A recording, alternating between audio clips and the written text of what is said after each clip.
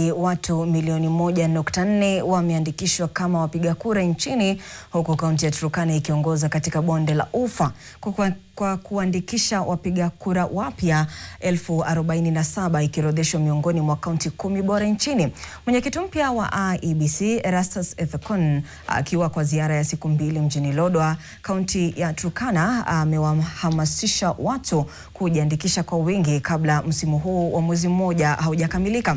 Pia amewahimiza wakazi wa kaunti ya Turkana, vijana pamoja na wazee kujitokeza ili kushiriki kwenye uchaguzi wa mwaka ujao. Kadhalika amehakikisha wafugaji kwamba maafisa wa IEBC watakuwa katika sehemu za kunyunyizia mifugo maji ili kuwapa fursa ya kujisajili.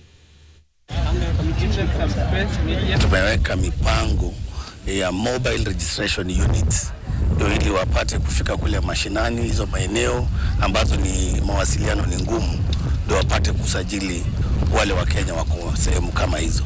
Kwa hivyo tuna mipango ya tushaweka mipango ya mobile registration units mahali popote kuna IDs na kuna wananchi, kama ni kwa makral, hizo maeneo za mifugo, kuna officers wetu ambao watafikia wao.